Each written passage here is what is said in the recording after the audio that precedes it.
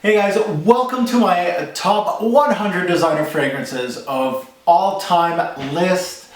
This is going to be a long one. Definitely get yourself comfortable, hook up your laptop to your big screen TV, watch me in full HD, grab some popcorn and a beer because it's going to be a while. Probably my longest video on my channel.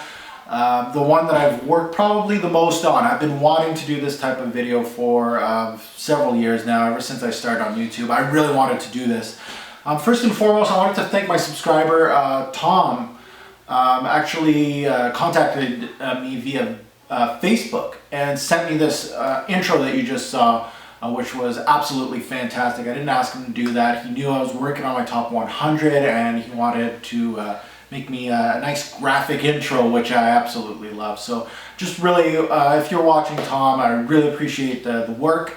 And if you want to let yourself known, definitely comment below on, of course, on YouTube. And I would suggest all my subscribers to like his comment so everybody can see who actually did the introduction. Give props where props is due. So on to the list, guys. First and foremost, this list is a personal list. It is not... each fragrance is not rated as how complex they are, if they're vintage, how many people actually like them versus who doesn't like them. Really, this is not this list is more personal, my journey. Fragrances like Normal are going to do well in this top 100 just because I've been sniffing fragrances since, I would say, probably mid-90s, and Normal has been through my whole journey. It was my signature scent back then, and it's going to do good just because I'm still wearing it. It's still in the rotation now in 2013, and I'm planning to be using it when I'm older also. So there's a lot of things that went into it. You know, if it's a fragrance that I just discovered a few years ago, it's not going to be as high on the list because I haven't been really wearing it. I haven't been dissecting it that much. If I have personal experiences with it, they're going to do much better. Everybody's list is going to be different, and I just felt like more of a personal list than something to... This is not like me recommending these fragrances in order. These aren't quality as far as quality goes. It's not like number one is you must have it. If you have a nose like mine, probably it's going to work for you. So I just wanted to bring that out there. We all have different tastes, and I know I'm going to get comments that where's this, where's that. I do own quite a bit, and one criteria was that I must own the bottle for it to make the top 100 list. That was one of the criteria. There's a lot of fragrances that I don't own yet that I really did want to put in this list, but I don't own the bottle, so it's not in my collection. I haven't sniffed everything in the world either, surprising to maybe some. So out of my 500-ish designer fragrances, I had to choose this top 100, and it was quite difficult to do, to be honest, to put them in order. But it took some time, but it was really a good journey. And this is me bringing you onto a journey. I'm going to go through each bottle, and hopefully you'll enjoy the journey and every little story with each bottle. And, you know, there's a lot of fragrances, again, that I wanted to add to this list, like Abbey Rouge by Guerlain, absolutely great fragrance. I don't own the bottle. Dior's newest release, Eau Sauvage Parfum. I was blown away when I first sniffed it. I don't own a bottle. It might have made the list. And again, my taste is different, right, guys? There's a lot of great vintage juice, older fragrances like Bel Ami, Egoist, Kouros, Vetiver by Guerlain, Zaro Pour Homme. All of these fragrances have like a cult following, and sometimes, you know, some people say, well, you don't really have a good nose if these aren't in your top 20 list. But for me, this is my personal list. You can call me, you know, just I have a generic nose, that's fine. But this is what I wear. Unfortunately, I don't wear Zaro Pour Homme that much. Kouros, I wear it sometimes. It did make the list, but it's not going to be as high as some people claim it to be. Again, this is not the most vintage juice or the most complex juice in the designer game. Again, this is my personal taste, my personal journey. So let's get to it, guys, and let's tackle this top 100. Really appreciate this community. I love everybody in it. Reviewers, subscribers, anybody that comments on my videos. This is for you guys. This is for the community that, you know, that I'm so proud of. I really feel like you guys really, I have somebody to talk to about fragrances, and almost like a fragrance family. So Just want to thank everybody out there and enjoy. Time to tackle my top 100. Let's delve into this list a little bit, shall we? First and foremost, I wanted to apologize to my fellow reviewer, Jack Doc. I might be smelling a few atomizers here. I really like to smell the juice before I kind of describe it. I'm going to try to go quick through these fragrances. We've got a lot to go through. So let's do it. Let's take a look at number 100. Let's start off this list. Let's start it off with the Calvin Klein. This one called CK1 Shock. And this one definitely named correctly. This one shocked me when I first smelled this. I was like, wow, Calvin Klein, they actually did decent this time. This one, it's got a fruity start with a good solid dark backbone, ambers, tobacco in here. Really nice. You know, when I first smelt it, like my first few seconds, I was like, oh, typical fruity, but it actually is really nicely done, well blended, a longevity projection, moderate, pretty good, decent. I can't wait to review that one at number 100, one of the better CK releases in the past few years. Now let's take a look at number 99. Number 99 is from the house of Lacoste. This one of my favorites from their brand. You may have seen this early in my YouTube career quite a few times. This one called Lacoste Style and Play, or Lacoste Red. This one, a fun green apple, I think. This is a fun fruity fragrance. It's got some sweetness to it. I like wearing it in the summer, even though some people may find it cloying in the summer. I just wear 1 or 2 sprays and I'm good in the summer, but really a fun fragrance to wear.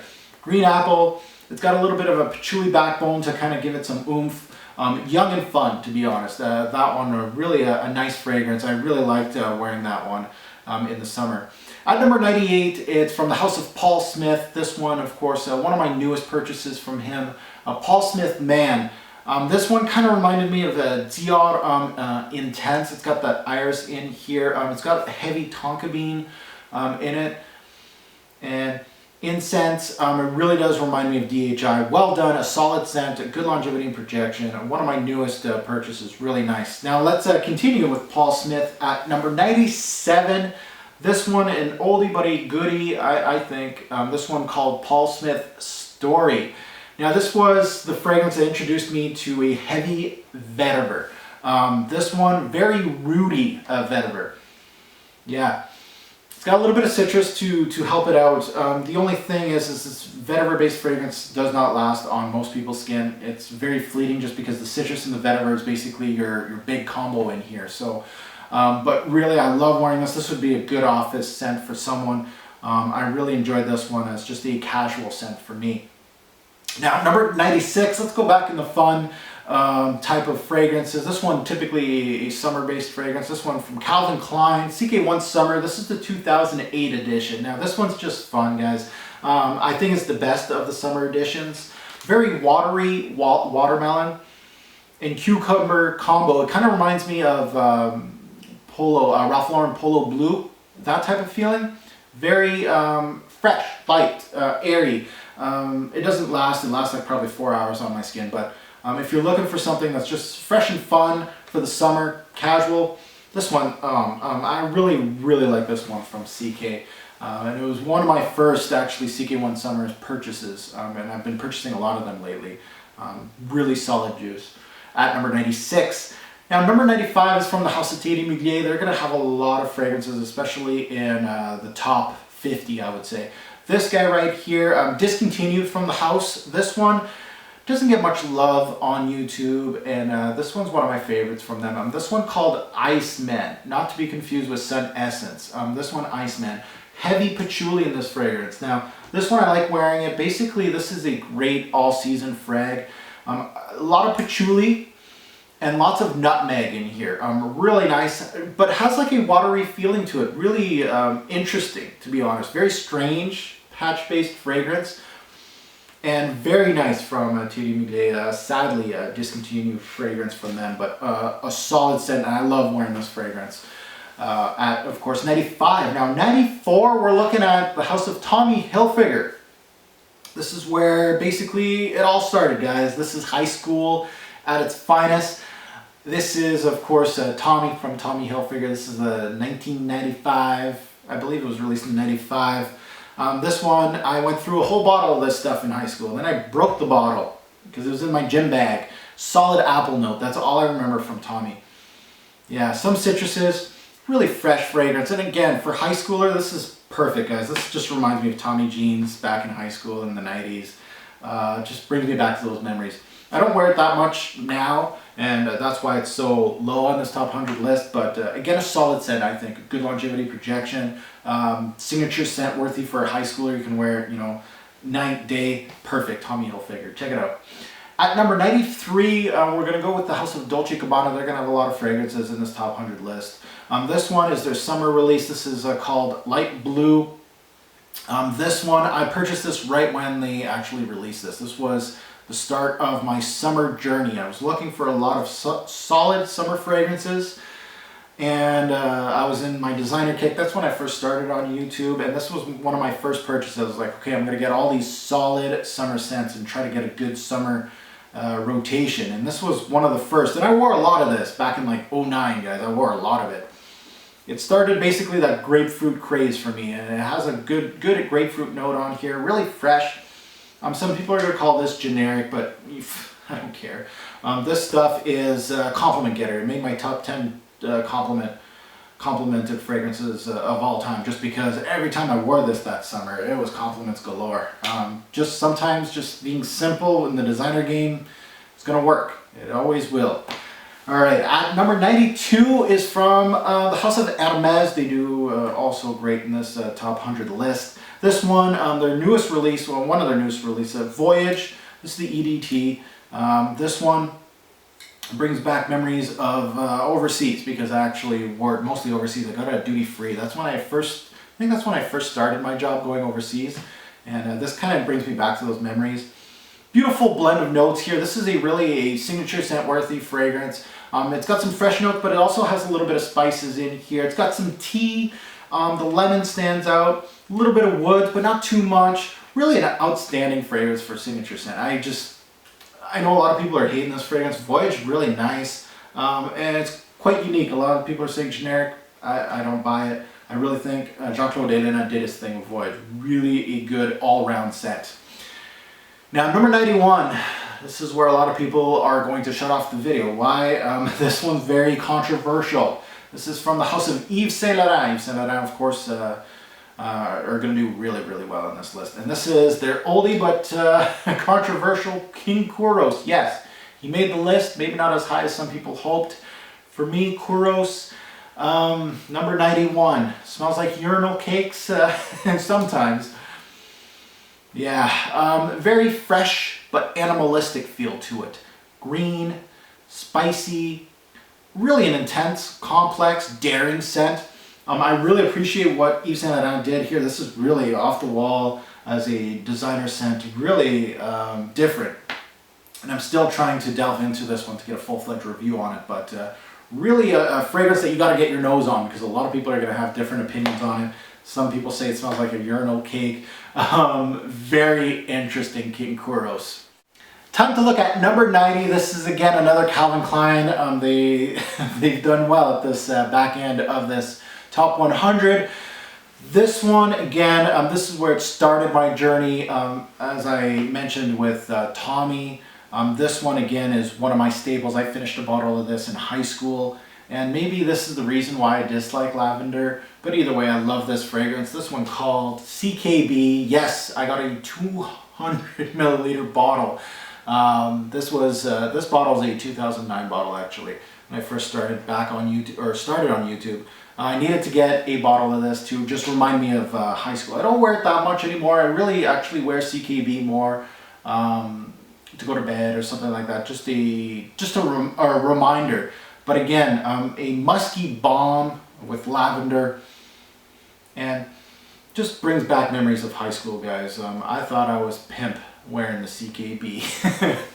Now, at number 89 is going to be a classic from the House of Carolina Herrera. This one, 212 Men. Yes, this one right here. 212 Men, very musky also, with the cut green grass accord. Very green. It will make you think of green grass. Very musky though at the end. Very nicely done. Also, pretty good longevity on this one. High schoolers, definitely. 212 Men is something you should check out. really fresh, good daily wear scent, especially in the spring. At number 88, we're going to be looking at Tommy Bahama, their only fragrance in this top 100. This one sets out St. Bart's. I like this one just because it's compared to Virgin Island water. It is very unique. I really like the notes in here. It's more of a lime and tequila-like feel. A lot of musk in this one also, but very nicely done, very invigorating, and I really like how unique this fragrance is compared to all the citruses out there. At number 88. 87 is the House of Chanel. I believe this is their first one in this top 100. There's going to be many more to come. This one right here, of course, a classic. A lot of people are going to love that this one's in the top 100. This is Antilles por Now this one, I'm a late bloomer to this one. I never really smelt it until like 2011, I think. I had to check it out, and boy am I impressed. It's in this top 100 for a reason. Leather, animalistic, rosy, really complex. I'm just getting my nose on this one and testing it out for a review, but I'm thinking right now, the way my taste is going, this is probably going to be one of my favorite Chanels of all time. Really a dark fragrance that I really wanted from the House of Chanel. This one hit it right on the ball, guys, and I really think this one has a lot of staying power just from smelling it a few times. Now, number 86, this is from the House of Givenchy. This one right here is a beast, Zirdis Rouge. I just recently did a review on this one last year. Very spicy pimento note in here. Think hot water from Davidoff if you smelt that before. Really a nice scent. Longevity and projection is very much beast mode. The pimento note really sets it apart though. This one really a excellent release from Givenchy. At number 86. At 85, we're going to go in the classics. Ones that, you know, kind of started the game in certain genres. This one from, again, Calvin Klein doing very well in this bottom half. This one, CK1. I don't think I could do a top 100 without CK1. This one, I was more of a CKB fan than a CK1 fan. But as far as compositions go, this one beats it out. And CK1, again, a fresh aromatic fragrance. One of the first aquatics, fresh laundry, clean type of fragrance. I really need to actually review CK1. But I wear more CK1 than CKB in the 2013. CKB is just a distant memory, to be honest with you guys. At number 84, it's a new purchase for me. I've been trying to wear it more and more, but just because it's new and I haven't worn it too much, I'm very impressed with the juice. At 84, this is from the House of D Squared. This is Potion. Now this is the EDP. There is an eau de toilette version of this stuff. And this is the heavy cinnamon got me in this one.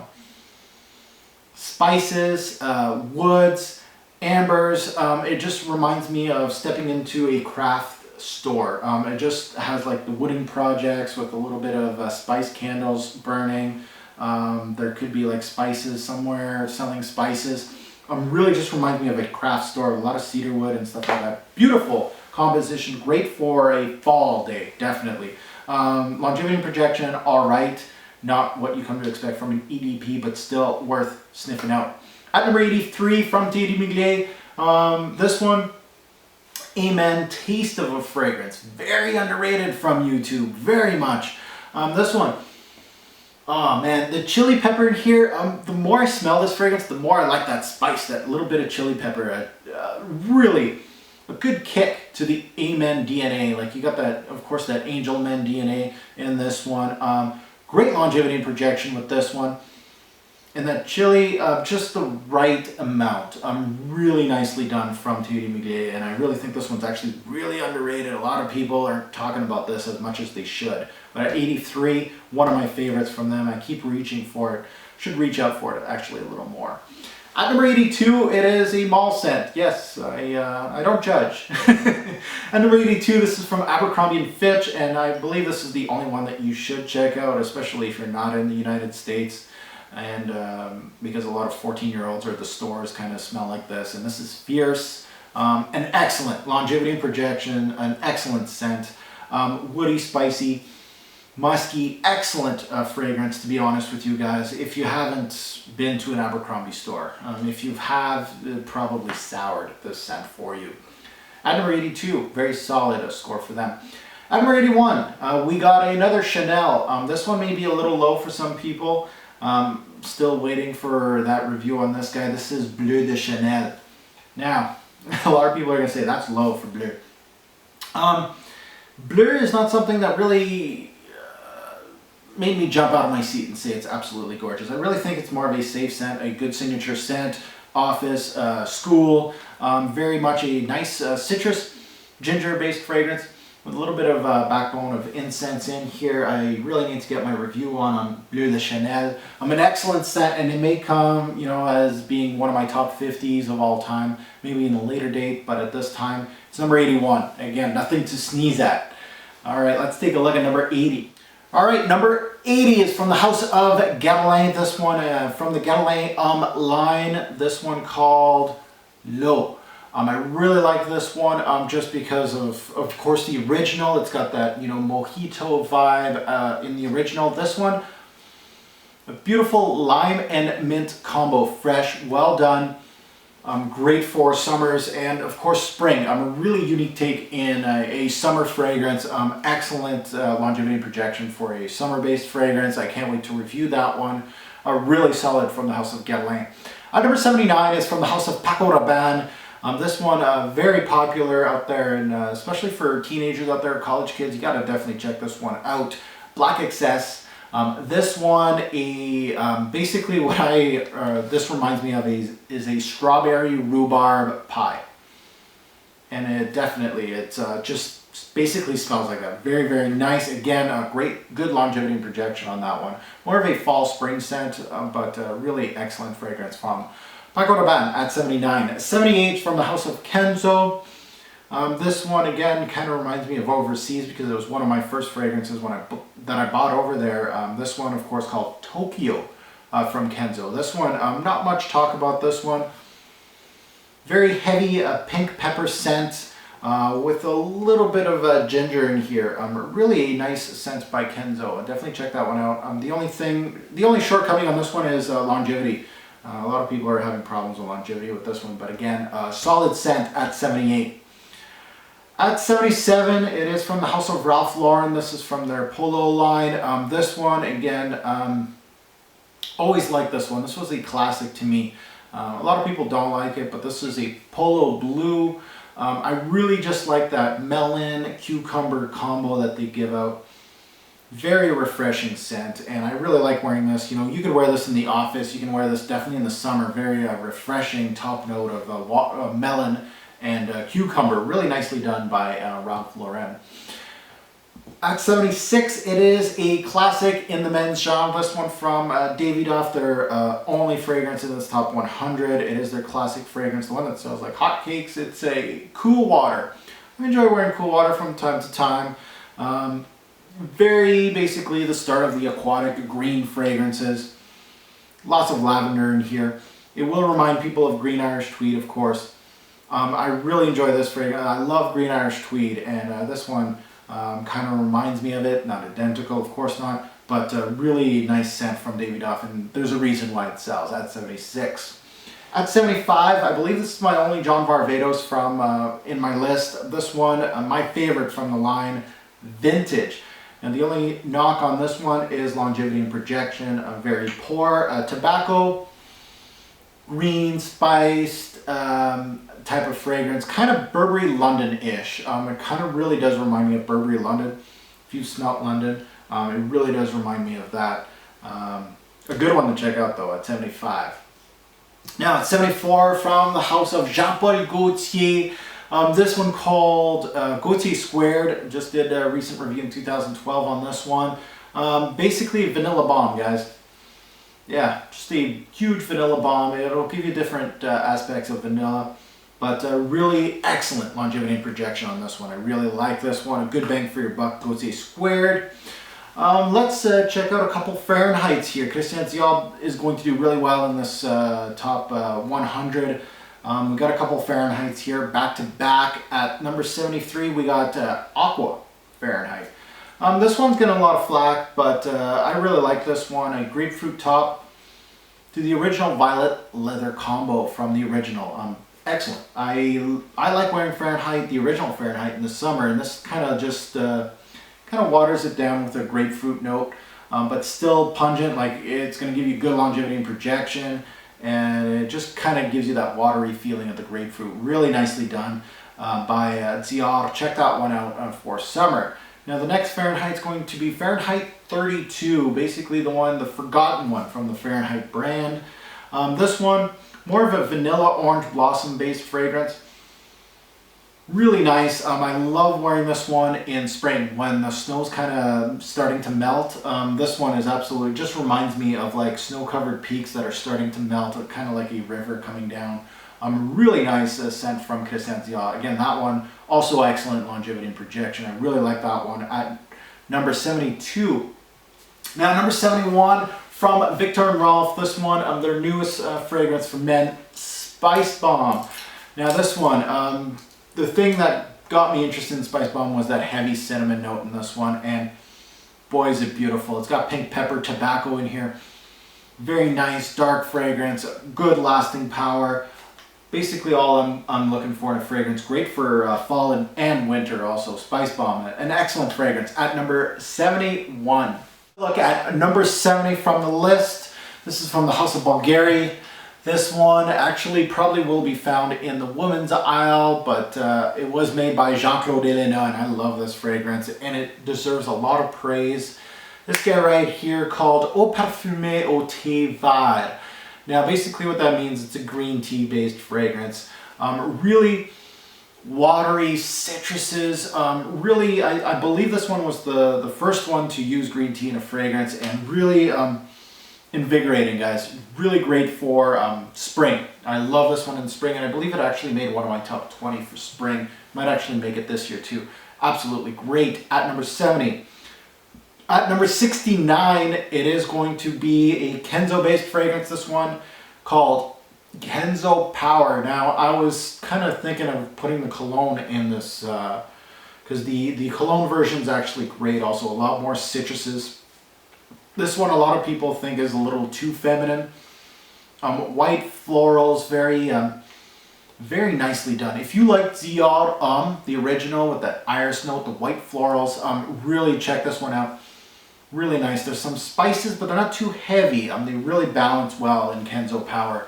I love wearing this one in spring also when the flowers are starting to bloom. Dior in this one is probably my staple as far as florals go.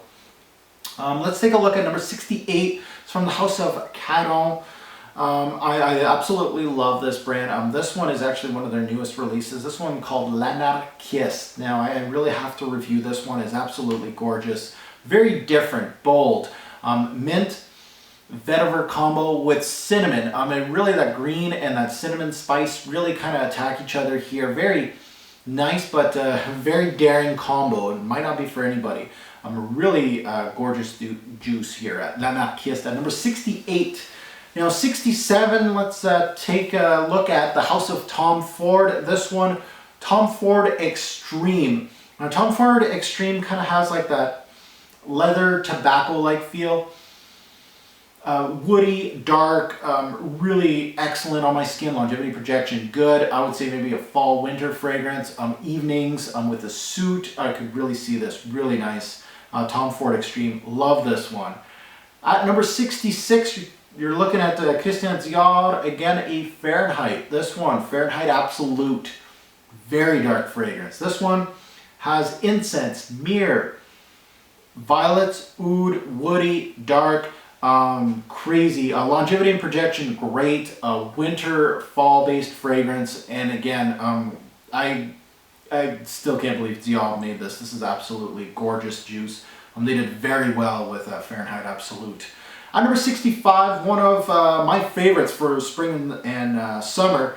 This one, very underrated. I know I don't like using underrated because it's just weird just using that word, that phrase, but Marc Jacobs for men. This is my favorite Marc Jacobs based fragrance. Lots of figs in here. A fig based scent, but the fig, and a lot of these fig based fragrances will turn kind of coconutty on you. This one has very juicy, watery, coconutty, but also figgy at the same time. with a musky backbone. Excellent juice. If you want to be daring or a little different in your spring and summer lineup, Marc Jacobs, men, check it out. Excellent juice at number 65. 64 is from the House of Prada. This one called Prada Amber Intense. Now I got to do a review on this bad boy. This one, you guys know how much I love Prada Amber. This one still has that Prada Amber DNA. I really think the amber here was more of a resinous amber than the kind of like powdery, vanilla-like amber. Incense in here, really a darker juice, and the Intense name is really fitting for this one. Really nice. Longevity and projection, always with Prada fragrances, are actually really good. This one is no slouch. Check that one out. That one's really good. At number 63 is from the House of Hermès. This one, Jardin sur le Nil. This one, a green mango with citruses and a watery lotus mid. Springtime in a bottle. Oh yeah. Really nice. Mango, really well done. This is gorgeous juice, and no wonder it's peppered in my top 20s for spring and summer, because it's really good stuff. Number 62 is from the House of Annie-Marie. This one, HM. I like this one. It's like a gourmandish with a citrus front. Citrus vanilla, very unique in this game. Some say the citrus and vanilla kind of play a game, and it kind of has like a cocoa-like vibe sometimes. And really excellent juice from Annie-Marie. One of my staples, definitely. At 62. Now at 61, it's from the House of Burberry. This one, Burberry Touch for Men. Always excellent juice, this one. Kind of has a floral, powdery feel. Kind of same type of DNA as Burberry Brit, but more masculine, to be honest. Really nicely done by Burberry. I really do like Touch at number 61. Alright guys, we're getting close to the top 50 fragrances of my personal collection of all time. You're going to see a lot of familiar faces now. A lot of these fragrances have been in my top 20. They've already been reviewed by me. So let's get into it. Let's take a look at number 60. This is from the House of Chanel. This one, Platinum Egoist. This is one of our fragrance reviewers' top fragrance. This one right here really reminds me of Abercrombie & Fitch Fierce. If you like that one, like this one is more of a upscale, grown-up version of it. Solid all-around scent. Nothing, no great shakes here, but really well done. Chanel DNA. I really like this one as a office-type scent. I can really, basically, you can wear this all year round. Really good, excellent longevity projection, as most Chanels do. Really a excellent scent from Chanel. Now, number 59, we got the Gucci fragrance. This one, beautiful, discontinued Gucci Envy for Men with the nice green juice. Envy is a ginger-based fragrance. Very warm, woody, very complex, and I really enjoy this one. A very solid Gucci fragrance. Sometimes forgotten in my top 20s. I really like Gucci Put On 1 and 2, and I always forget to put in Gucci Envy for Men. One of my favorites of all time from Gucci. Number 58 is from Givenchy. This is a Play Intense. They're gourmandish fragrance. Now, Play Intense, more of a coffee tonka bean like gourmandish fragrance. A little bit of pink pepper in here. Very nicely done by Givenchy. Kind of synthetic, but really last a lot on your skin. Like longevity and projections, almost beast mode with this one. Really well done by Givenchy. I really like Play Intense. At number 58, 57 is going to be a Versace fragrance. This one, Versace Pour Homme 2008. Now this guy right here, a lot of people compare it to Allure Homme Sport.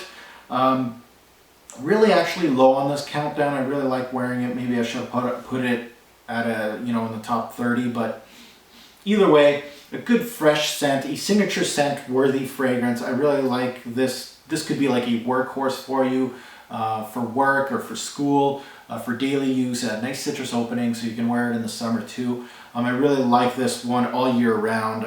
Really a classic scent from Versace, and this is actually their new face of their men's line. Dreamer used to be the face of the fragrance line for men. Now it's this guy right here. At number 56, it's from the House of Joop. This is Joop Homme. The only Joop-based fragrance on this top 100. This one very much a vanilla, sweet cinnamon mix. really nice. A little longevity and projection beast mode with this one. Like, once you spray this on, it's over. I really enjoy that with it. Like when I want it, I spray this on and I'm happy. If I change my mind 5 hours later, it's too late. But that's the one thing I don't like about it, is because it's too beast mode. Sometimes, just having that outrageous longevity and projection is great to have, but sometimes it's just too much. And Yopom, solid in my list, but could have been better if it was toned down just a bit for me. A little too much for me sometimes. At number 55, we got a diesel fragrance. I think this is the only one in this list. This is Diesel Fuel for Life. I really like this one. I know I'm going to get hung for a lot of these fragrance choices, but it is my choice, and I love wearing Diesel Fuel for Life. Ever since I purchased this, like a real nice sweet raspberry note in here that really sets it apart from a lot of fragrances. If you like raspberry, check this one out. Really nicely done. I really like this one. Longevity and projection, solid, really well done for, I would wear this for fall, but college kids and teenagers, look at this one. At number 54, this one, we're gonna actually look at two Yves Saint Laurent fragrances here. This one should have been higher on the list, to be honest with you guys, but I always tend to forget to wear this one in my collection. This one, Body Kuros. Really excellent choice. If you like Lolita Lempico Masculin, this one would be definitely something to check out. Eucalyptus here with anise start. Really bold, a complex scent. Lasts quite a bit on my skin. Just an excellent scent overall. Great for fall, winter. Definitely check that one out.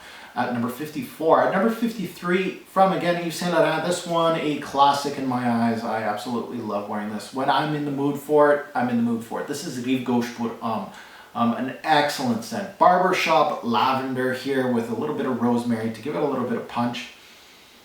And again, this one's good on my skin. I get good longevity and projection with this one.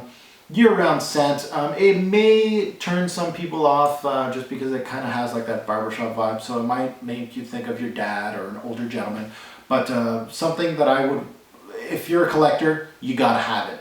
It's just an excellent scent, and they're kind of, I believe they're discontinuing this type of bottle. They're gonna go with the new bottles, so these tin can bottles of Rive Gauche, get them before they're all gone. Next is number 52 from the House of Bulgari. This one is my favorite from the Aqua line, and this is just the original Bulgari Aqua. Now this one, very dark seaweed type of marine-like note. I really like how different they made this Bulgari Aqua line. Aqua, almost too dark to wear in the heat. I like wearing this one when it rains. Absolutely when it rains. This is great for spring. I love wearing this one in the spring. Fall also, summer-ish. Sometimes it's just a little too much for me, that seaweed note. So kind of, it might turn some people off, but I really think how daring and different it was in this marine-like or this aqua-like vibe. Very nice by Bulgari at number 52. Now 51 is from the House of Rocha. This one, the butt plug of the fragrance game. Rocha, man. And this one has vanilla, coffee, lavender, made by Modeste Roussel. Gourmandish, smells very sweet, almost like cotton candy-ish. I don't know, maybe it's the pink juice that kind of gets you going. But very sweet. You gotta have a sweet tooth with this one. The coffee's not really that apparent. It is a note in here, but it's much more like, it gets compared to New Harlem or Michael Jordan Legend. I really like this one, as it's in my top 100. But very sweet. You gotta have a sweet tooth. At number 51, so let's take a look at my top 50 fragrances of all time. The top 50, boys. Time to tackle my top 50. These fragrances, I've been through a journey with these guys. These are a lot of fragrances that I've worn quite a bit. Of course, always reviewed on YouTube. If I haven't reviewed them, they're coming. These are fragrances that are in my rotation at the moment. I rotate these fragrances from time to time. I wear them constantly. If I had to restart my whole collection, this top 50 is where I would start. I'd go one by one by one. So let's get to it, and I'm going to explain a few of these. Let's take a look at number 50. Now I felt like this one was definitely a good place to put this one. This one has a large following. I just recently purchased this in 2012. This is Dolce & Gabbana's by Man. Now this one has a huge following. Now when I first smelt this, I felt like it was ho-hum. Now I'm kind of wearing it more and more now in 2012 and of course 2013 now. A lavender tobacco leather combo. I'm getting a lot of lavender in here. Really an excellent scent for a designer fragrance, and I'm really warming up to Dolce & Gabbana by Man. I don't want to love it. I'm kind of scared to love it as far as the price goes, but really an excellent scent in the designer game, and I couldn't do a list without it. I'm really happy adding this to my collection. At number 50, I can't wait to wear more of it and review it for all of you. At number 49, a fragrance that gets a lot of love on YouTube. This is an EDP. This is from the House of Guerlain. This is L'Instant de Guerlain Extreme, better known as Lidge. What a weird name for it, but anyway, you can call it Lidge if you want. Some may say, oh, that's a little low for Lidge. That should be a top 10, top 20. Well, folks, I got a different nose. I absolutely love this fragrance, as you can see at number 49. This has a nice, beautiful cocoa, anise. The patchouli in here is awesome. Definitely right off the bat you can smell that nice green patchouli. Sandalwood, really a daring, different scent in the designer game. Really excellent fragrance. At number 49, it may be, you know, a top 30 fragrance when I do this maybe 10 years from now. But number 49, this thing is excellent. Definitely sniff this one out. At number 48, let's keep talking about daring. This is from the House of Jean-Paul Gaultier. This is probably on the other spectrum of daring. This one's Fleur du Mal. Now, this is floral, guys. This is for your unisex guys out there. An orange blossom, very floral, soapy, floral. Amazing though. Really should have been, I can't believe this is marketed for men. Very nicely done though by Jean-Paul Gaultier, and I really enjoy that one at number 48, even though it's very floral. I like wearing this one in the spring. Really excellent for spring. Now number 47, one of my favorite Guerlains of all time. This one, Guerlain Homme. Now the mojito in this one. This is what this fragrance is. Why is this so high? Because of that standout note. Mojito in a bottle, lime, mint, invigorating. Really a different way to get a cooling fragrance on your skin. I really like this one at, of course, 47. Now at 46 and 45, actually, these are these guys are just, they must have sold millions of bottles of these fragrances just put together. One of them's the top selling fragrance for men of all time. The other one's probably a close second or third. At number 46, it's from the House of Issey Miyake. This is L'Odyssée pour Homme, the original. This one, very clean. Nice yuzu note in here. Nice citrus, lemony, clean. Sometimes this reminds me of like a cleanness of in a hospital or a cleanness in an aircraft, to be honest with you guys.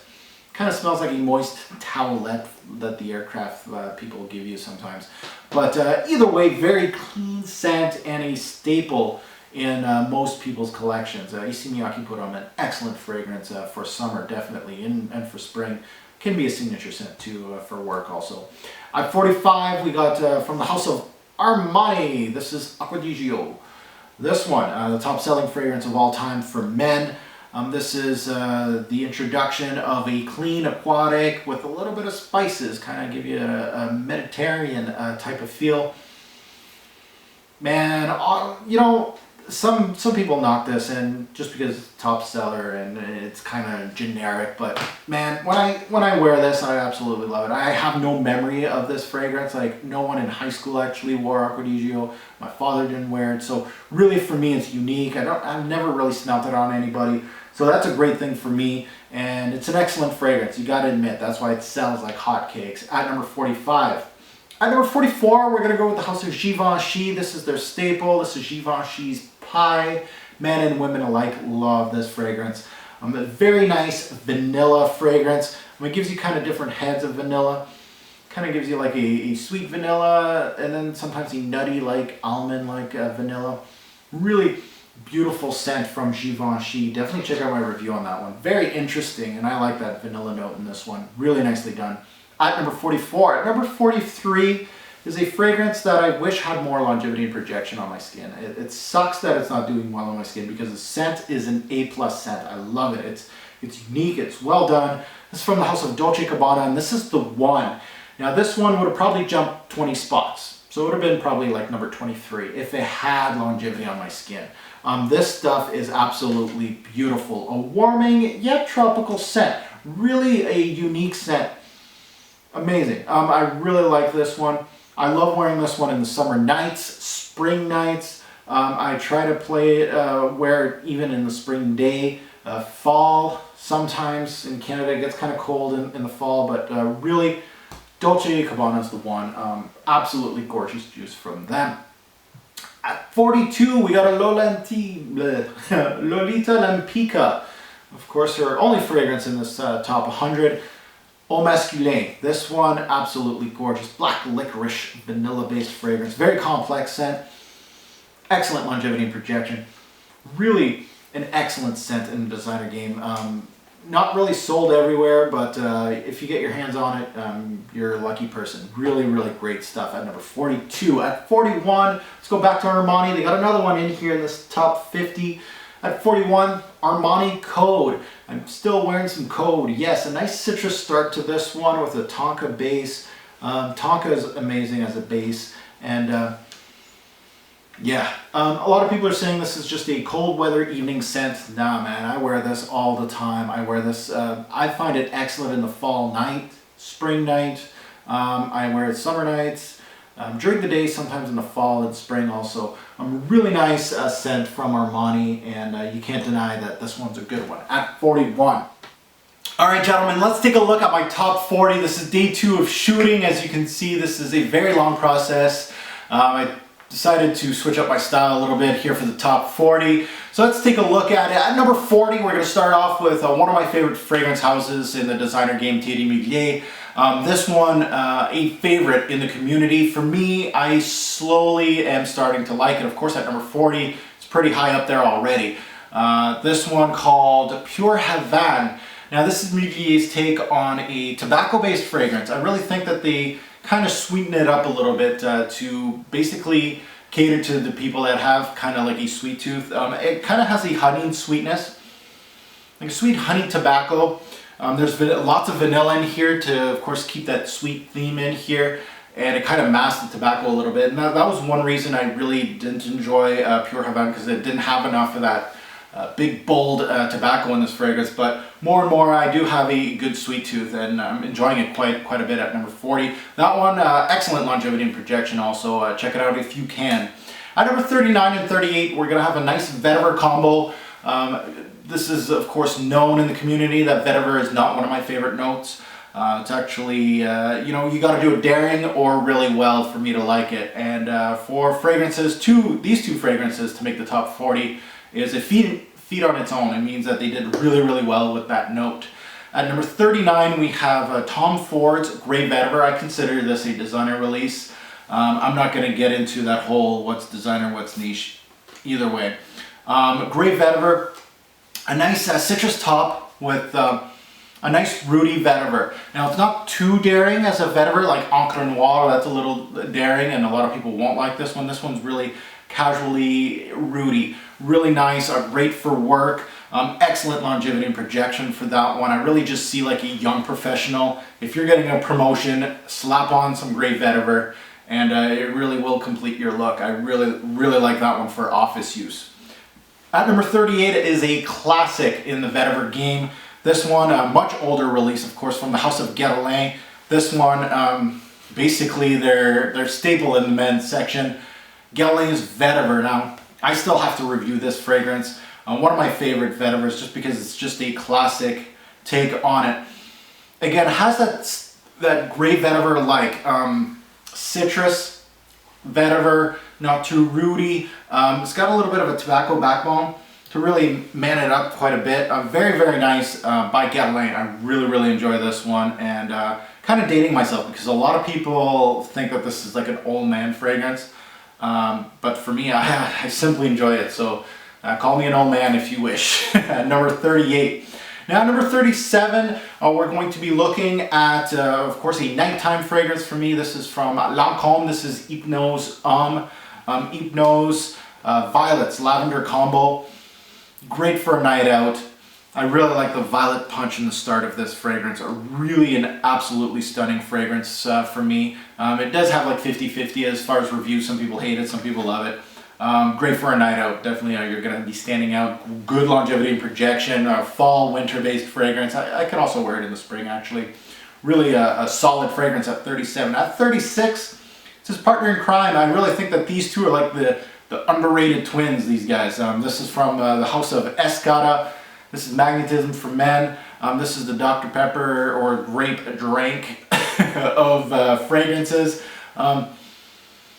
Yeah, it has like almost a cola grape feel, Dr. Pepper like, almost, I wouldn't say cherries because Dr. Pepper is mostly known for cherry. Yeah, night out, again, very underrated. It has good longevity, projection. You can be standing out going to the clubs with this one. I really like wearing this one fall, winter. Let's take a look at number 35, again from the house of Thierry Mugler. Again, this one, a lot of people like to look at the Amen and all his clones. This one kind of just set in the background, but an excellent juice. This one, Mugler Cologne, basically the squeaky clean of the Mugler line. Steam clean, basically. This one really reminds me of Irish Spring soap, green bar of soap type of feel. I really enjoy the Prados much more. It's more of a higher class soap, but again, this is very clean, excellent fragrance at number 35. At number 34, we're going to take a look at the house of Hermès. This is actually one of my newest purchases from last year. This one called Belle Amie. Now this one is slowly creeping up. Give me a couple more years and this is probably going to be in the top 30. But did really well at 34. It's animalistic, leather-based fragrance with a little bit of spice. Very much daring. If you like Pure Distance M, that super expensive juice, check this one out. I believe this is a blueprint of Pure Distance M. Basically, they jacked it.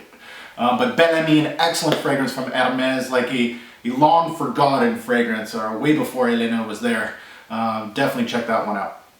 Now, number 33, again, an oldie but a goodie. I really think this one is a jewel in the Chanel line. I'm starting to like the older Chanels now, of course Antius, and this one right here, Egoist by Chanel. I'm really starting to like this one. I think I really recently acquired this in 2011, and I really like the cinnamon note in this one. Yeah, woods. It's got a nice rose note in here too. Really nice, great for fall, winter. I definitely need to review that fragrance. An excellent fragrance at number 33. At 32, we got a D Squared fragrance. This guy, I believe, is the last from the D Squared line in this lineup.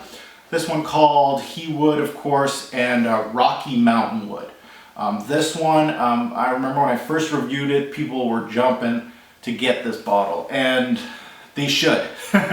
Violet, of course, it's got the He Wood Violet DNA, but it's got cedar, and it's also got like, it's almost like mineral-like almost. It really just reminds me of outdoors in Canada. When I reviewed it, I said, you know, this is great for the outdoorsman in you.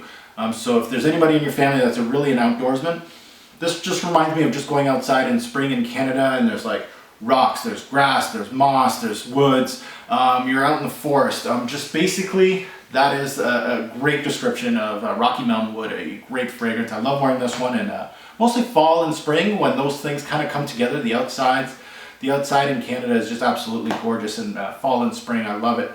I love those seasons, and this one just reminds me of those seasons. At 31, we're starting to get into the allures from Chanel. This one, Allure Homme Sport.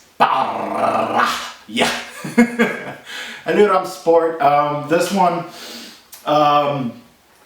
orange citrusy blast coming out, and then with, of course, that darker dry down to it, that tonka. Really a great DNA in a fragrance. I really like it. It makes it really versatile, signature scent. You can wear it in the office, of course at school too. Very safe scent, but really an excellent scent. Good longevity, not great, but good longevity and projection. Just basically what you're asking for. It's not your typical sport fragrance. Really an all-around Swiss Army knife type of fragrance. So let's get down to the top 30, guys. Let's take a look at the top 30, guys. At number 30, this is from the house of Victor and Rolf. This is, of course, their very first release in the men's section. This is basically where it all started for them. This one was highly acclaimed, and they started releasing more men's fragrances. Great stuff. This one called, of course, Antidote. Now this guy is really a chameleon to me. Sometimes when I wear it, I'm just like, oh, this is just a nice, safe scent. It really didn't do much for me. And then other times it's very complex. It's giving me different sides. This one comes out sometimes fresh, comes out spicy. Sometimes the incense pops in it. Really a great springtime and fall based fragrance. Let's smell it. Yeah, very complex. I really like wearing this in the coolish weather. I really don't like wearing it in the winter. Minus 20 Celsius, no, but more of a fall springtime fragrance. This one, absolutely gorgeous. At number 30. At number 29, this is from the house of Christian Dior. This is from their Dior line. Of course, this is their sport version. Now, this is the vintage, guys. I know there's a new reformulation of this stuff. I believe they added iris to it. I'm not too sure. I actually haven't smelt it yet, but this is the vintage. And this stuff is absolutely gorgeous. This is more than just a sport fragrance. Ginger lemon combo. Now the lemon in this is absolutely gorgeous. It's authentic, it's juicy, it's really absolutely, at this price you can't go wrong. This is like high-end quality. It's way more than just a sport type fragrance. I can wear this dressed up, dressed down, during the summer, during the day. You can wear this as your signature scent, just going to work, going to school. This is high-end fragrance right here, Dior Sport. Always one of my favorites for summer during the daytime. It just cools me off. That lemon is just authentic and beautiful, and the ginger backing it up, beautiful. At number 29 now. Number 28, this is my old favorite from Burberry. This used to be my number one from the Burberry line for a long, long time until I discovered London. This one, even when I first got London, I still felt like this was the best from the Burberry line. This is Burberry Brit. Now this one gets a lot of love and hate. It's a 50-50 based fragrance. A lot of people will find this one a little feminine. It's got like a powdery, soft powdery rose ginger combo going on, but a very well blended fragrance. If you like it, you're probably loving this fragrance. This is an absolutely great juice, and sometimes I just don't reach out for it as much as I should now. I used to reach out for it way more back in the day. But at number 28, a solid number for it. At number 27, we're going to the house of Prada. Now Prada, of course, the squeaky cleans haven't showed up yet. This is one of them. This is Prada Infusion D'Homme. Now this is one of my favorite clean fragrances of all time. And this, again, it's one of those higher quality fragrances in the designer game, worth the money. This one, you know how I said Nivier Colognes like a bar soap, like an Irish Spring? This one's like a high-end white bar of soap. Just white, soapy, clean. That iris and neroli combo, beautiful. The neroli in the here just pops. And what I mean when I say something pops, it means it just stands out. And it's such high quality, it's just beautiful scent.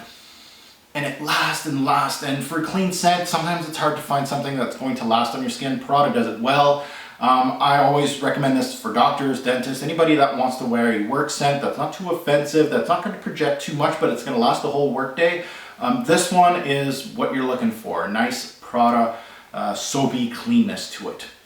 At number 26, it used to be the face of Versace men's fragrances. Not anymore. Versace put on, took that spot, but this one, Versace's The Dreamer. Now this one, of course, a little more daring than the Prada here. This one has a high-pitched lavender note right in the introduction that will turn a lot of people off. For me, I don't mind. Lavender, it depends on which fragrance. This one, high-pitched lavender, clean introduction. Dries down to the beautiful tobacco base of this fragrance. You really need to give this one a chance. If you don't like that high-pitched lavender, let it dry down on your skin for a bit. This one, excellent longevity and projection. Projections, beast mode. This one you can wear to the club, of course. You can wear this in the evening. I know some people actually wear this daily during the colder months, like winter here. Absolutely, I love this one, The Dreamer. Always a top 50, at least at 26. At 25, we're going to go with the house of Yves Saint Laurent. This is probably one of their most daring scents that they've released. This is during the Tom Ford era in YSL's history. This one, M7. Now, M7, basically a nice cherry, woody base to this fragrance, and also has like a nice powderiness to it also. Soft oud, a little bit of vetiver to backbone it, but that introduction just gets me every time. A beautiful scent, excellent longevity and projection on this one. Great for, of course, a fall and winter. Wow, M7, gorgeous, at number 25. And the more I'm going down this list, the more I'm getting happy. 24 is number 24 is from the Chanel line. This is from their Allure line. As you can see, we're getting more and more of these Allures here. And the more we go down, this is the original Allure Homme. Now this one, very, very complex spices, vanilla, tonka. Good office scent. I really like wearing this during the day. Definitely for fall, spring, even winter. Can be your signature scent. It really is a jack of all trades, this one. I really like it. It keeps me entertained, and there's nothing really wrong with Allure Homme. Just an absolutely a beast, basically, for a signature scent. Really a great scent at number 24. Talking about signature scents, this guy, Mr. Versatile, from the house of Dolce & Gabbana. This guy right here, a classic. And when I mean classic, it's classic. It's never going to go away. Dolce & Gabbana Pour Homme, again, steadily selling. They just re-released, repackaged this fragrance just recently. This one, not the absolute vintage, but middle of the road. I believe I bought this one in mid-2000s. This is my second bottle, Dolce & Gabbana Pour Homme. Not wearing it too much, you know, this one's almost full here. But nice citrus fresh start. Again, very versatile. Tones down to a darker scent once it gets more on your skin. Definitely signature scent worthy. I really like wearing this for daily wear, office wear, going to school. Just a jack of all trades again, just like Allure Homme. Not as dark as Allure Homme, not as spicy, but definitely amazing, versatile juice, Dolce & Gabbana Pour Homme. Check it out if you haven't already. Now, number 22, we're going to go much more daring here, number 22. This is one of my favorites. You always see this in my top 20 list. This is from the house of Narciso Rodriguez. This is for him. This is the original. I have the musk bottle, the other fragrance, the musk version of this. I really like the original, to be honest with you guys. This guy, heavy musk. When you get heavy musk in some fragrances, it's going to really kind of remind you of a wet concrete type of fragrance. And this is exactly what this smells like. It's very daring, very nicely done by Narciso Rodriguez. Really a great scent. I absolutely love this one, and really almost a daring scent in the designer game. Really nicely done, and great longevity and projection, by the way. Good for fall, winter, spring also. I love wearing this one in spring. If it's raining out, I'm going to wear this. At number 22, it's a can't fail. I love this one. Again, don't blind buy this one, 50-50. Some people may hate it, some people may love it. Number 21 is from the house of Hermes. This one, Terre d'Hermes, the dirty orange of the fragrance game. Talking about versatile, talking about a good signature scent. This one, same thing, dirty orange from Mr. Elena. Wow, it just seems like a orange that just like dropped from the tree, started rolling around in the dirt there. Basically, that's what it is. It almost feels like an orange that grew from the ground. Really nicely done. Some people may think this is like a rotten orange just because it has that type of like dirtiness to it. But absolutely, how they bottle that is absolutely gorgeous. At number 21, I love this one. One of my favorite orange-based fragrances of all time, to be honest. Let's take a look at the top 20, guys.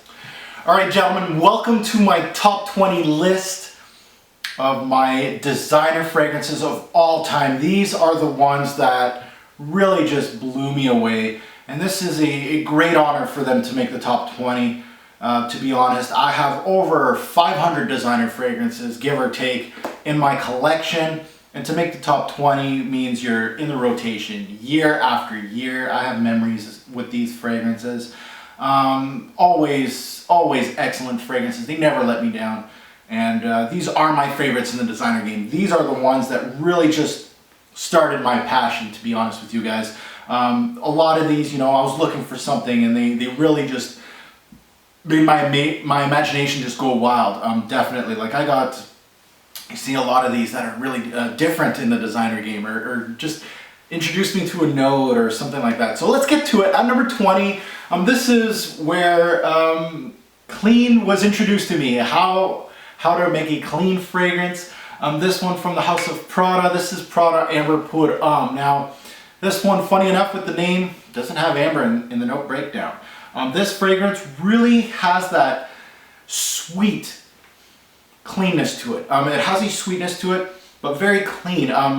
Really a excellent scent, and that was the first time that I felt like a fragrance like this, that was built like this, was really well built, quality-wise. Excellent longevity and projection, which I've never seen from a clean type fragrance. Usually they go like this. I was impressed with the House of Prada when I first sniffed this. I'm thinking back in 2009 when I started reviewing. Wow, just absolutely gorgeous scent. And I always go back and forth with a Fusion D'Homme in this one and say which one's the best of the Prada line. Both excellent scents. I just can't choose one. But that one really started it all for me. At number 20. At number 19, it is, of course, my favorite now from the House of Burberry. It was a long journey for this guy. Burberry London finally dethroned a Burberry Brit. It took him a while. Really, once I started going on YouTube, like in 2009, Brit was still my number one. But in 2010 and beyond, this one was my favorite from the House of Burberry.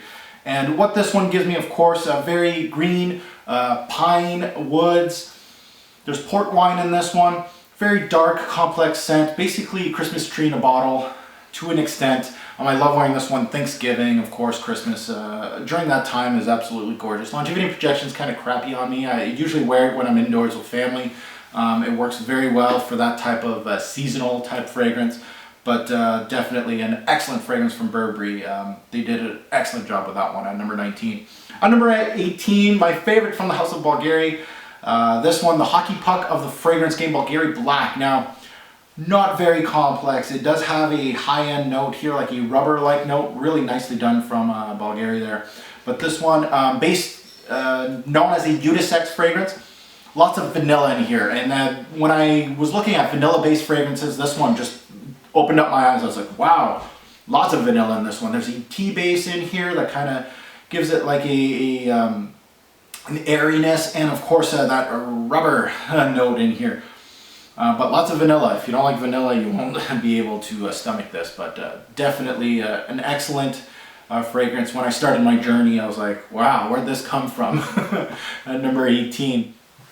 At number 17, this is from the House of Issey Miyake, and we all know the top seller from the brand Issey Miyake, L'Odyssée pour Homme.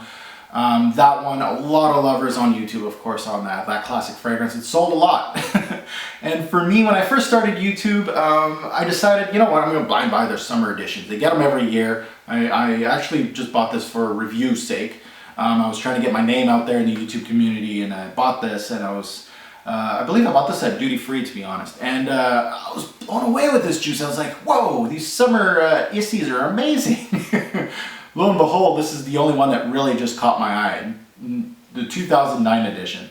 Absolutely gorgeous juice. And this one is the only designer fragrance in this whole list now that has only a backup bottle. This is the only one. Backups, I don't need that many, to be honest, with a collection like this. But this one, I just wanted to make sure because it's a limited release. Now this fragrance, you know what stands out with this fragrance? It's got the backbone of the L'Eau pour Homme, but really has that beautiful yuzu note, just like pops. And again, pops. It's really authentic, beautiful, just a little different from what I remember from the original. And it has like a cut green grass accord in here that kind of has like that grassy, citrusy, watery like feel to it. Gorgeous for summer, and that's why it's my number one for summer, like year after year after year. I keep sniffing, I keep buying bottles for summer, and I just keep going back to this one. This is a staple. This is absolutely gorgeous, and I just can't believe it's a limited release. Now the 2012 edition kind of came back to this old DNA.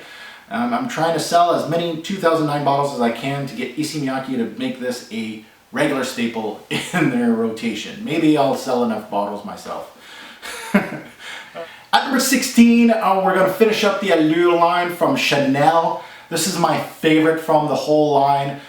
This one, I believe it's getting phased out. I don't know if it's phased out already in all these countries, but either way, this is going to be a boutique-only fragrance now. You're not going to be able to get this at like your favorite retailer unless they have older bottles available. This one is Allure Homme Edition Blanche. Now, this one is absolutely gorgeous, guys, and watch out for this one in my top 20 spring for 2013. It's given Roadster its run for the money. Lemon cream pie. Very, very nice from Allure. The lemon in here, again, nice and authentic, not juicy enough, like it almost has some depth to it. I really like to explain this one as being a summer fragrance that has a lot more depth to it. It's really great for fall, spring, and summer. Summer nights also. I wear this daily and nightly. Good longevity and projection, not excellent, but good enough. And I really love what Chanel did with this one. Absolutely gorgeous job with the lemon in here. Beautiful. At number 15, we got the House of Gucci. We got the Gucci twins coming up. This is this one called Gucci Pour Homme. This is one. Now this one, of course, highly popular for me in winter. It made my number one a couple years back, I believe, or 2 years ago, or last year, I believe. It made it at number one. And this stuff, beautiful cedar note in here, incense, smoky, woody, very dark, really winter-based fragrance, to be honest with you guys. A really beautiful scent from Gucci. At number 14, we're going at the House of YSL. They got a few bottles in this countdown here at the tail end of it. This one right here, very sentimental reason why it's in my top 20. This is, of course, L'Homme by Yves Saint Laurent. And this one, the reason why it's so high is because my wife purchased me this. This is the first bottle of fragrance that she actually purchased for me. And she sniffed it out and picked out this fragrance. It wasn't me, it was her. And she absolutely goes crazy with this one. Absolutely gorgeous. I really think L'Homme, a great ginger note in this fragrance. Really a signature scent worthy, going to work, going to school. Really that kind of scent. I love wearing this during fall, spring. Really, absolutely signature scent, versatile fragrance right here. Why it says L'Homme. The only thing is longevity and projection problems with this guy, a little bit. Now, at number 13, another Gucci. This is the second guy, Gucci Pour Homme 2. This is the tea-based fragrance. Now, this one, always peppered in my top 20 list. I love this one. Again, versatility, yes.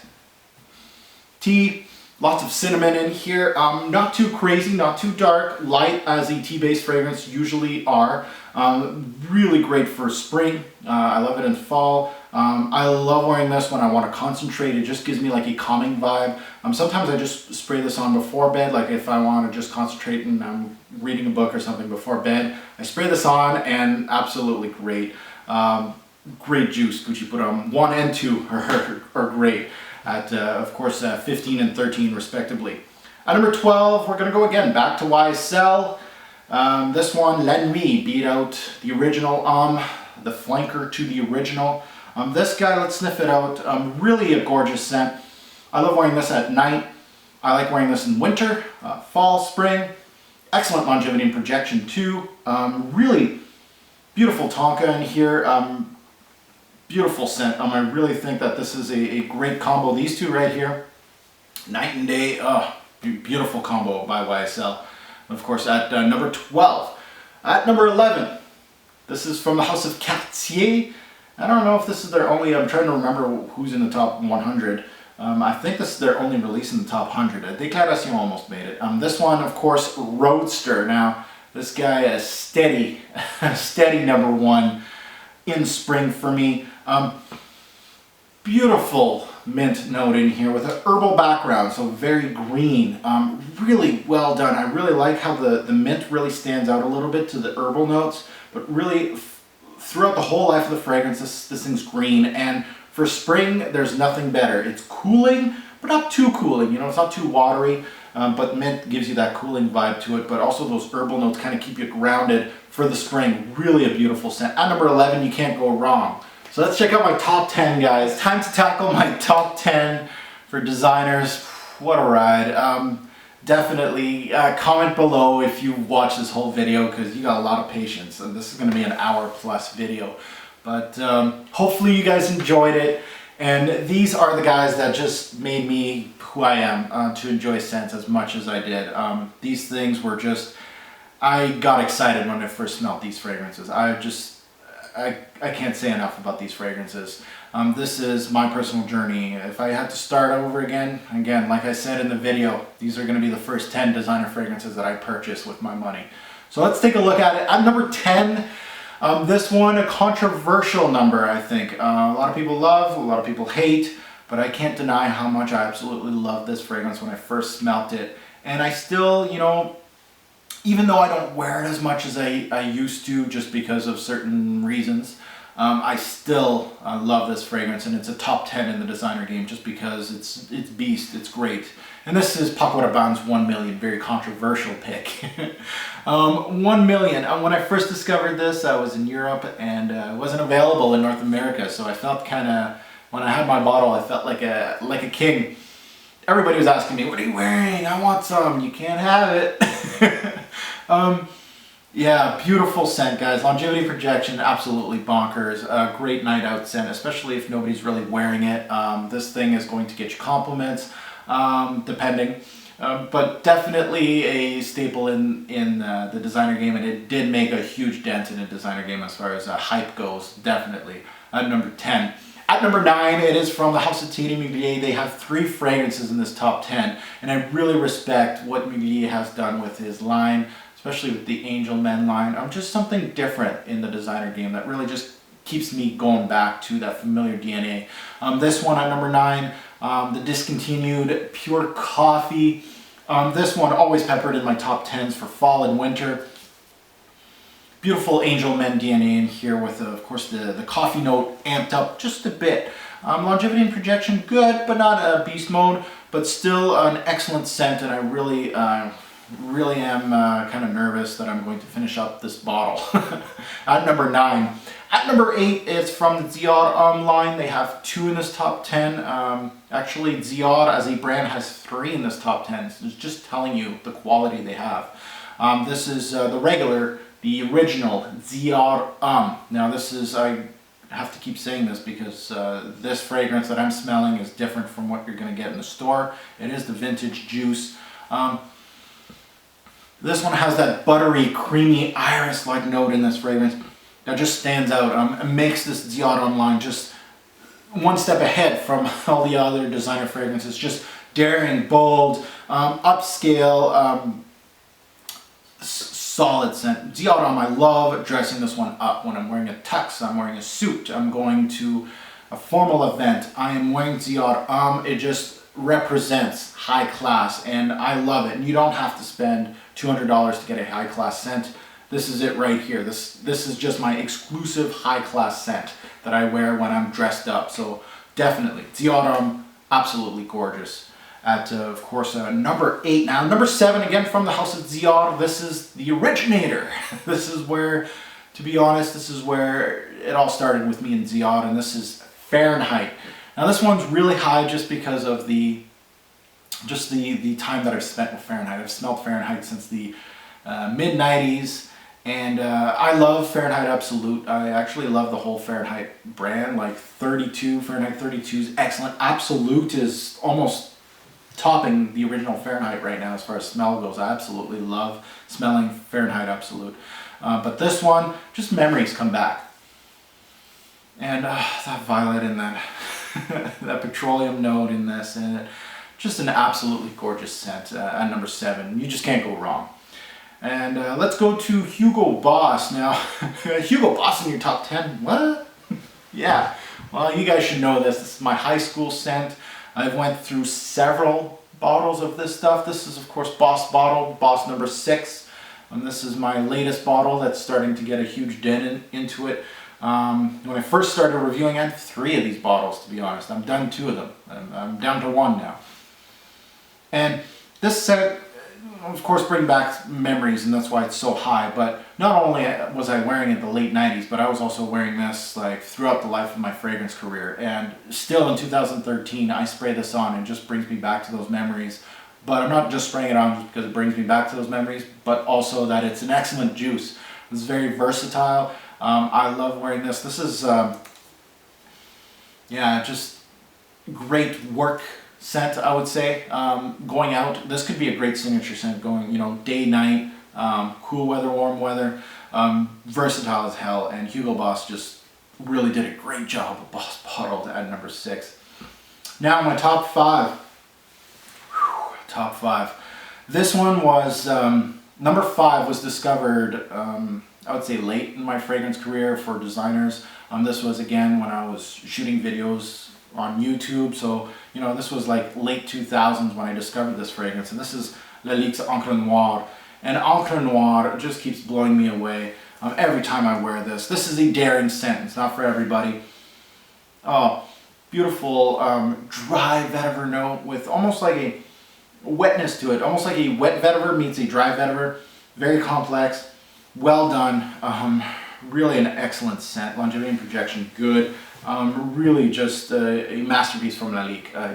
I can't say anymore. I would gladly pay twice as much that I paid for this fragrance. It's gorgeous, Encre Noire. Now number 4, a fragrance that's been talked about lots recently in the fragrance community. Again, this is the Vintage Juice, it's Ziad fragrance. This is Ziad Homme Intense at number 4. And this leapfrogged the original Ziad Homme when I first smelled it. From first sniff, I was like, this is the best from the Ziad Homme line, bar none. Close though, and you can see Ziad Homme's in the top 10, so is this. Oh, beautiful. The cocoa in here, the iris in here, and just longevity and projections, great. I wear this in the cool weather. I really feel like it does well. Evening, cool weather, fall, winter, even spring. I wear this night out. Just gorgeous juice. Ziad just did an amazing job with this online, definitely. The Intense at number 4. At number 3 and 2 is Thierry Mugler. These are the two that just, when I first bought this one at number 3, Pure Malt, in 2009, and again, this brings me back to my early YouTube years. I reviewed this. I believe I was the first to review this on YouTube, and man, I was just loving it. I was creating the hype train. I've never smelled something like this. It has the original, again, Amen DNA backboning it, and just has a very whiskey-like note. Oh wow, just boozy, beautiful fragrance, pure malt. If you haven't gotten your nose on it, get your nose on this masterpiece. Gorgeous scent at number 3. At number 2, again, from Mugler, this is the Originator, Amen. Daring, complex, something that I really, when I first smelt this, I was like, what the hell people are talking about? What is this stuff? This can't be right. This can't be good. Really, I said that. Oh yeah, a beautiful tar, gourmandish backbone, patchouli, gorgeous, longevity projection, beast mode. This is what the fragrance game is about. I've had this fragrance for several years now. I'm never getting bored of it. Always in my rotation, and heavy rotation. Like, this stuff is absolutely gorgeous. This is my 2nd bottle, and that's quite a feat. You guys know, Amen, to go through a whole bottle is quite a feat. This is my 2nd bottle. I got the rechargeable, so I can just go put one in. Great juice, guys. At number 2. At number 1, if you don't know yet, you don't know me. There's one bottle missing in this top 100, and it's at number 1. If you don't know, you don't know yet. This is from the house of Jean-Paul Gaultier. This is Le Mans. And this guy right here, I've went through several bottles of this fragrance, no lie. This stuff started early in my fragrance career. I was definitely a teenager when I first smelt Le Mans. I remember really well when I first smelt it. My brother came back from university. He came home, and he did what I did what he did. Like, as far as fragrances go, you'd have a signature scent, you'd go through it for how long, and then you'd buy something else. That's usually the way it went for me during my early career as a fragrance head. And he brought this home one day, and it was just on his shelf, and I usually smell his colognes. Like, this is where Boss Bottle came from. He came back home, and I wanted this for Christmas. Either way, I just want to smell the strip, just because I still love this fragrance from the late 90s from now. This is one of my favorite fragrances of all time, and it is. This is where my interest for fragrances just went from just, I'm just going to buy a bottle every year, just being the same consumer, to being an actual collector. When I bought Le Male, then I rebought Boss Bottled, so I had 2 fragrances, and then it just snowballed from there. That was the start of a collection. That's where it started. Then Amen came, and that's basically, these 2 are the pinnacles of the fragrance game for me. This is where it all started. This is where I learned the notes. I learned how complex fragrances were. I learned how beastly these were compared to other designer fragrances as far as longevity, projection. This is where I knew how to divide what quality was and wasn't. Again, this is, people will say this is probably the most childish, it's not that much quality. And honestly, you know what, it's actually pretty versatile. The notes are great. I love wearing this all seasons. And, it's again, it's got that sore spot in my heart because of the time I've spent with it. But either way, my number 1, Le Male. Hopefully you guys enjoyed my top 100 as much as I did shooting it. Finally got it done. And feel free to comment below. I'd love to hear what you guys think of my list. Again, it's a personal list. It's not top 100 complex or the ones that you should get your nose on. This is my list, my personal list. This is not a rundown of the most quality-based fragrances or the most complex in the game. This is just how my nose defines fragrances, and I really enjoyed. These are the ones that brought me to my journey. So, see you YouTube. Enjoy.